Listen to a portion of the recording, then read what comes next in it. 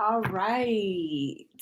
Okay, so I want to go live to talk about Queen Sugar today because you guys know I am doing the lives instead of uploading a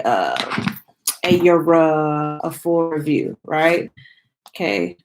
Or a pre-recorded review because my camera's tripping. I ain't even had the time to go look at it. But anyway, as you all come in, please like the video. I'm gonna share this link on Twitter. And we are going to discuss this week's episode of Queen Sugar. Okay. Y'all need to hurry up and eat and get on, stop making all that noise.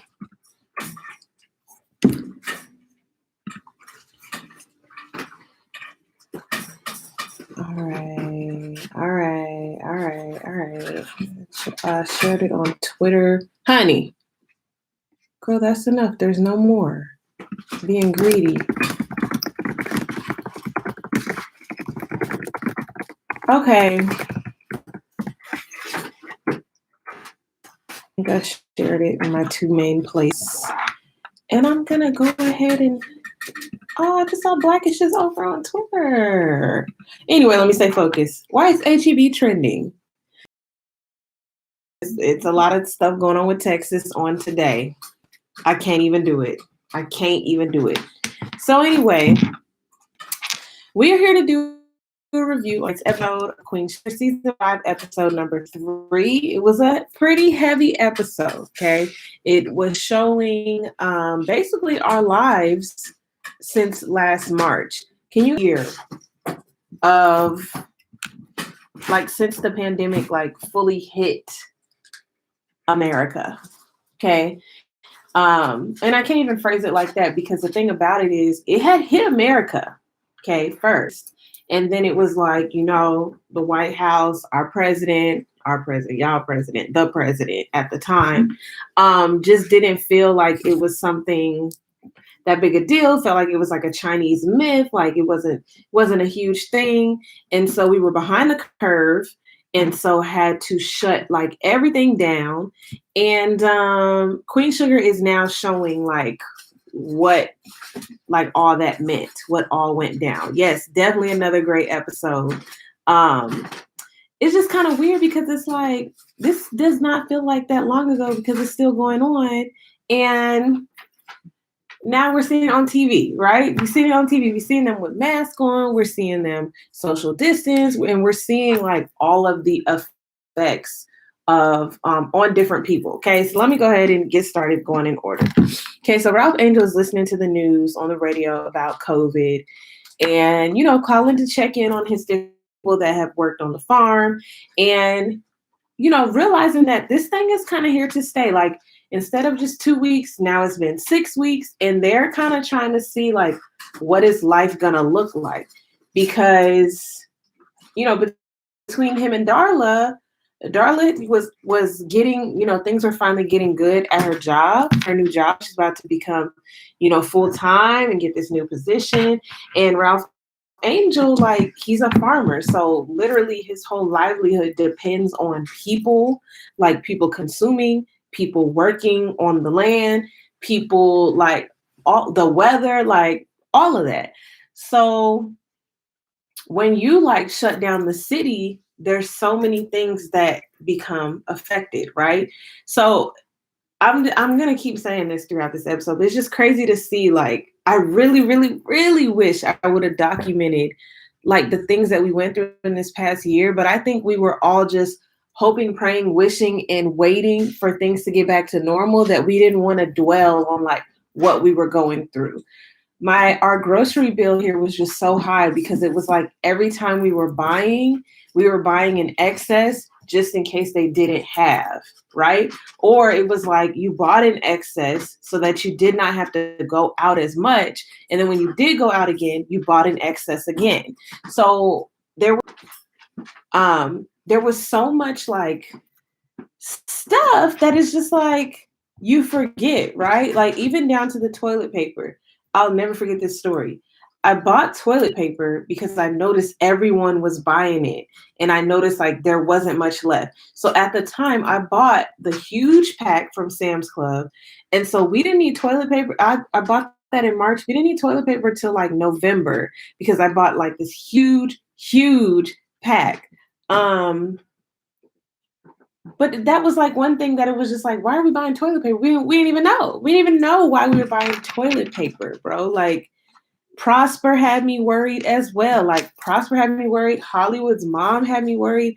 But it had me thinking about like the elderly. Like, yeah, like we wanted them to stay home, but I don't think we understood like the impact of them just being lonely and them just being at the house. Like to see Prosper like how he was so annoyed at first and then he like extremely perked up when Nova called him and was like, "Hey, can I get your input on this?"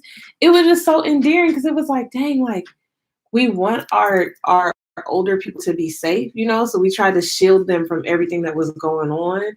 But it was like they still needed that interaction. Even our kids, like the kids needed interaction. But I'm gonna get into it. I'm a flow in order. Okay.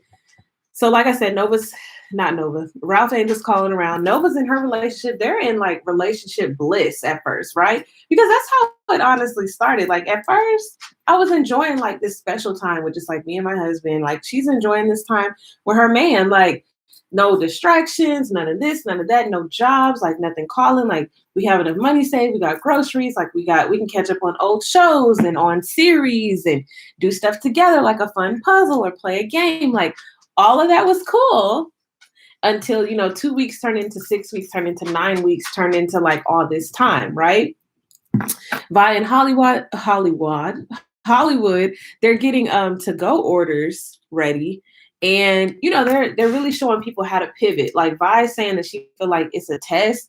And I still feel that way. I still feel like it's a testament to see like how resilient we are. How do we persevere? How do we come together in times like these? Like to see like how the world came together for this anti-racism movement, even though I feel like a lot of it was gimmicky and a lot of companies just hopped on because they realized Black people are hot right now, like publicly, like for real, we're actually saying it because we always we always been hot, right?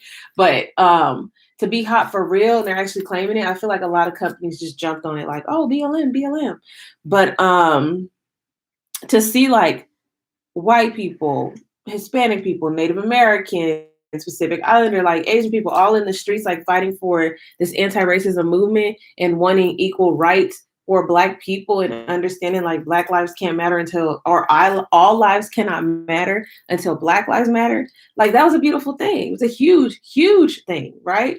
But it's like this only could happen because we didn't have nothing else to do. Like we was stuck in the house. And I can remember when there was protests down here in Houston for George Floyd. I remember thinking like, well, I can't go out there because it's the middle of the pandemic.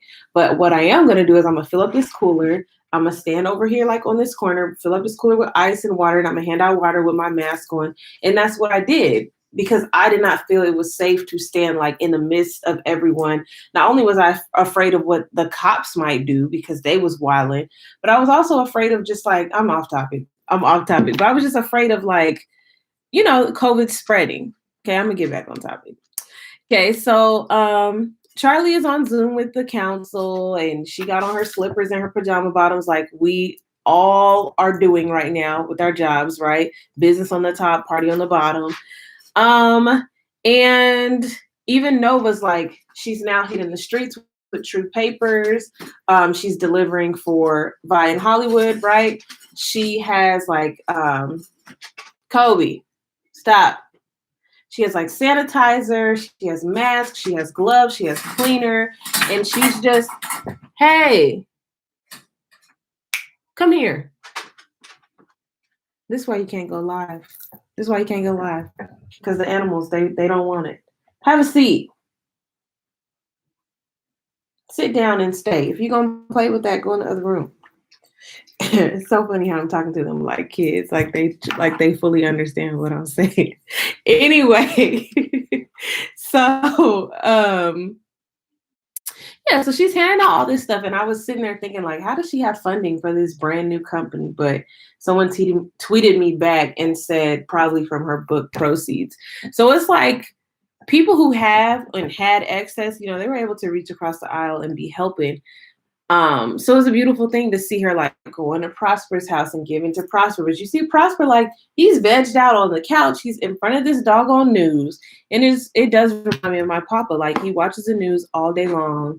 And a lot of that stuff is just like a cycle of just like the same doggone, like, not trash, but just like, I mean, depressing type stuff. Like, although it's happening, like, there are other good things happening. And a lot of times the news just doesn't focus on that stuff, right? So all that's going on. Charlie's excited that Micah's coming home. And I'm kind of interested to see how this is gonna go, because she swears like she gonna treat him like an adult. It's gonna be all good in the hood. I'm like, this, and even Vi's telling her, like, this don't work, honey. When Nova came home from college, like, her and your daddy was butting heads because, you're grown now. You've started your own way of life. You got your own way of doing things. And then you come home and either your parent clashes with you because that's not how they raise you to do stuff, or they still treat you like the child, or, Charlie lived by herself. Like, she been running, doing things by herself. She don't even have a man. So, to have a grown man in her space who is her child, but she can no longer like tell what to do. I can imagine it's a mind type of craziness type thing.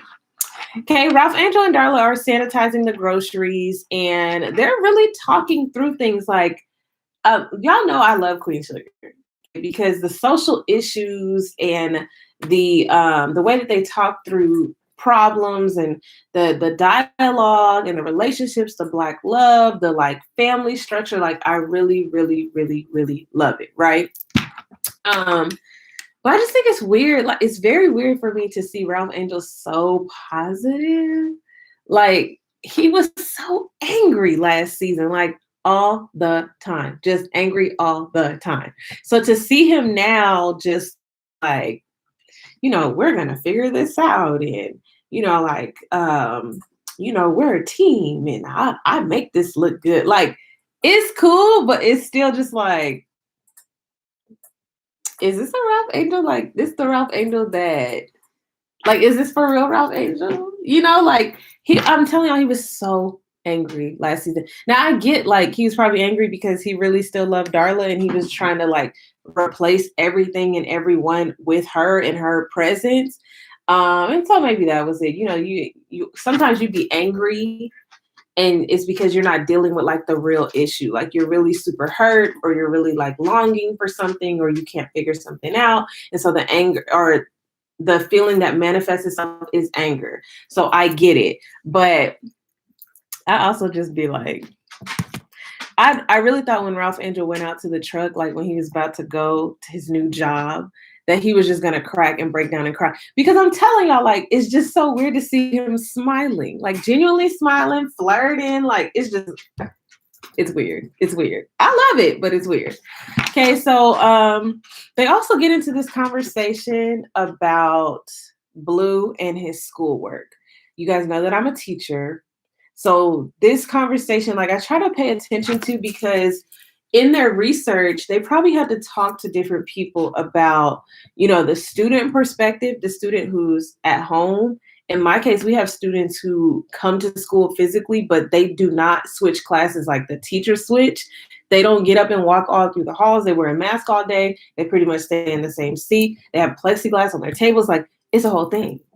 It's a whole thing. So there's that perspective. There's the perspective of like the parents, like having to be the teacher at home. And then there's the perspective of the teacher having to teach and like get the students like engagement up.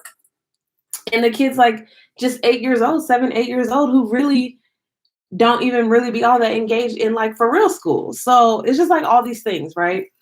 And so Ralph Angel made this comment. Did I write it down? He says, I don't know if I got it verbatim, but he was basically saying like, if they want the kids to go to school, like they should provide the internet or the Wi-Fi or like a stable internet connection. And I was like,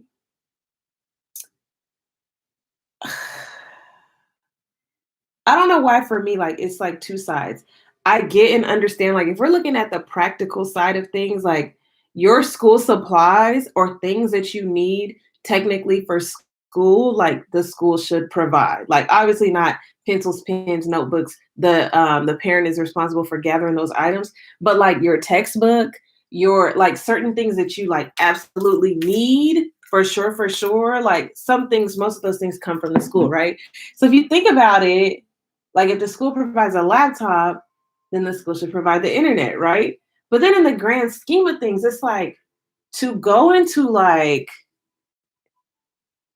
this emergency type situation where a school who literally is just like your kid can't even have their phones out, like all of that stuff switches into like now we want your kid to log on, know how to access Word, PowerPoint, the OneNote, form, these things, email, chat, everything. We need your student to know how to do all of that right now, today. The internet connection need to be strong. It's like it's a lot, and that is the bare minimum. That is not even that's not even like being able to do the work or show like proficiency or show like understanding like in the content. So when I'm looking at, Blue, like he's working on these problems and Darla's helping him, who Darla ain't been in school in years, it's like it's hitting me that, as a teacher, I'm thinking like I'm doing all this performative type stuff to get my kids like super engaged and like, okay, type this in the chat, like this comment, like, what do you guys think? Like, how do you feel? Like,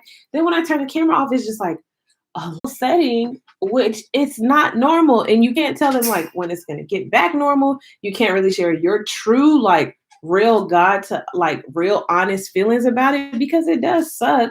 But my job as a teacher, and this is where I get on my soapbox, my job as a teacher is to make my students feel safe, educate my students, and honestly, like I want my students to be able to trust me with how they feel and trust me with the worst part of how they feel and know that I can help transform that. It is a lot of pressure. It's definitely a lot of pressure, especially in a pandemic, especially in a winter storm, Texas, especially when the governor's talking about we ain't got to wear no mask no more. Like it's a whole lot of stuff, right? But I think I'm just like watching Blue and his mom right there. It just made me feel like, dang, like when all this is over, the parents gonna be able to say like this is rough, this is tough. Like I've talked to a few parents who are just sincerely like at their wits end, like they don't know what else to do. Like their kid's not engaged, they don't want to send their kid to school because it's a safety issue. Like they just feel torn. And then for me as a teacher, like I just feel like it like energy is expended. Like seriously, every day is like, okay, we're gonna try this again. Like we're gonna try to get this person, get their grade up, get their understanding going, get them just to log on to the call. Like it is sincerely a lot. Spent too much time on this subject yet again. But I had to let that out because when we look back on this in the next 10 years, this is gonna be like the only documentation I have. That's why I'm glad that they did this on Queen Sugar. Okay. I'm sorry, y'all, if y'all hear my dogs, because they are just going in. Going in. Okay, so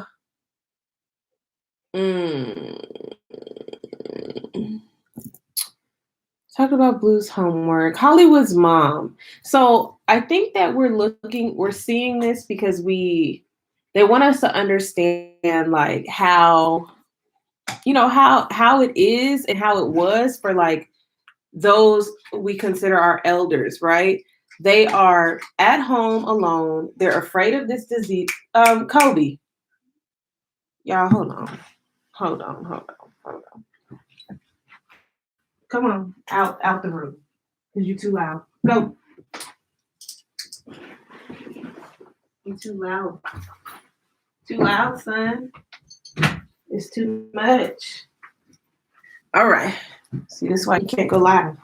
Anyway, okay, so the elderly are at home, they're alone. And so, with Hollywood's mom, she lives like in Baton Rouge, which is like a couple hours away. So even if he was to go see her, he can't see her, so he's calling people to see about her. She's coughing on the camera. And it's like, it really is scary. Like my grandparents, like a few times we planned to go see them, and then it was like, no, like we didn't think it would be smart. Like at first I was like, should we go down here to see them like in the middle of a pandemic, in the middle of a panoramic, in the middle of a pond dulce, in the middle of a paragraph? We should not be flying out here, right? Then another time we were gonna go California, like they locked up. They was like, nope, if you come here, you're gonna have to quarantine. Ain't nothing open. I was like, okay, it's real. It's real. Now it's like, could we go like if we get the vaccine? They don't even really know. So it's like, I feel where Hollywood's coming from. He's like, I'm gonna drive all the way down here and I'm gonna stand across the street. I'm gonna have to keep my mask on. Like, it is really scary. Like, it's for real scary. So that's what Hollywood is dealing with. And we're gonna see, like, I'm praying y'all don't take Prosper away because I ain't got time. We love Prosper. And when he was able to be perked up, that was good for him. We did start something like a weekly Zoom with my grandparents and my parents. It was my mom's idea. And so we come together once a week. I also have a Zoom with like some of my old students, like, because it's just hard. Like, it legit really is hard. And like, what are you supposed to do? Like, life has to go on. These bills still got to be paid. These lights got to stay on. Then natural disasters still gonna occur. Last week when we had the winter storm, I'm sitting there thinking, like, we got a winter storm and it's still in the middle of a pandemic, but we ain't got no power. We ain't got no water. So y'all want us to quarantine and not have people over who don't have water or whatever, or huddle up together because you cold, risk maybe getting corona because you just trying to stay warm and stay, stay alive. It's just like a lot. It's like in 2021, bro. In 2021. So, like, I feel Hollywood. I feel Prosper. I'm understanding like the connection between the older people that I have in my life. There's so many people we lost just within this last year, whether it was COVID related or whether it was like natural causes, but they may have survived if they would have had that interaction, if they would have been able to have that church event that they plan and that they get excited for. I mean, when you lock down the country, like, you take away like the small wins, the small things, right? That people live for. People live for like coming to church Sunday and getting dressed up, or like, come on. What character did you play? Molly Buff. I'm about to look you up. Who are you on episode 2? Let's see. Yeah, so I just feel like I don't know, like, this is not it's not over, right? And it's I mean, it is getting better. I don't want it to seem like we just not getting better. You know what I'm saying? Like, it's definitely getting better. Things are happening, things are being done. There are obviously vaccines. Now, obviously there's different variants, there's different strains, like there's other things that we have to worry about. But we're moving on. Okay, so Darla gets laid off. Okay, Darla gets laid off because of this outbreak. And reality start to hit. Ralph Angel's selling his tractor. He wants to sell it for $8,500. This guy who's struggling himself, he's another farmer, and I'm even shocked that he's buying this thing, because I'm like, what you about to do with the tractor? Like what can you do that Ralph Angel can't do in this time, right? But they're able to somehow meet in the middle. Like, they're both just not happy, which is the definition of a compromise, right? But they realize, like, they just can't, like, there's no way that they can go on, right? They got to sell something. Ralph Angel's like, you got to sell something. He goes out and get a job. This lady that's interviewing him, at first I was like, lady, we are not here to hear your opinions about whether or not you think you should get this job. Like, oh, this is not a job that you just, that you get when your money funny. Okay, sis, like, I need the job, point blank, period. Like, I wouldn't be here. I understand I'm a farmer by trade, but I'm obviously here because we're in the middle of a paragraph. Like, when she said that, I was like slightly annoyed. I thought it was gonna be a racial thing, but she definitely was like, I want you to understand like what we really do here. And maybe Ralph Angel will like kind of find his calling with this. Like everything sincerely happens for a reason. But I was just kind of annoyed, like, sis, he is not, it's not all that. Okay. Like he needs a job. Don't be like that. Micah and Kiki. Micah and Kiki done broke up because Kiki left him for another dude. Do y'all really think she left him for another dude? Or do y'all think like they did not have the conversations? Because what I like about Kiki and Micah, they've always been like authentic in their conversations and able to like articulate themselves. But as they get a little older, like at least Kiki has. I mean, black women, I mean, we just come on. But Kiki's been able to express herself. I really kind of feel like when Micah did all this crossing, like he kind of is becoming who he's gonna be, right? And maybe that doesn't specifically align with Kiki and who she is. And maybe he did change, but that was my whole point last week. Like people be with a high school sweetheart and they be like getting married, like staying together for long periods of time. And I be like, how, bro? Like if I look back on how it was at 17 to how I am now at 31, there are so many different periods and seasons and different things that I went through, different ways that I acted. I was crazy. I was mad emotional. I was weak. I was strong. I was understanding. I was a partier. I was, I was all these different things at all different times that kind of like clash with each other, then vibe with each other. Like that's what your 20s is for, right? I say that all the time. So to be with someone, I feel like your growth either gets stunted or your growth gets matched by this person and it comes like later on, like you become a late bloomer type of thing. So I'm not gonna say I'm mad that him and Kiki are done because I could clearly tell like she was just tolerating a lot of his mess. Like, I don't know. Y'all know I don't believe in just staying. If y'all ain't married, and even if you're married, like there's still a limit. There's still some things that, like, okay, we've done all the things, like we're out of lifelines. We've done all the things. But anyway, yeah, they ain't together no more. And you could tell Charlie feels away. Like he's talking to this girl, and I was like, oh, Micah, you grown, like really flirting with this girl. And you can tell Charlie's like a little uneasy about it. But Charlie has her son is a celebrity's, son. Charlie's also, considered Hollywood too because she's, politician. Politician. I don't know why it sounded so weird.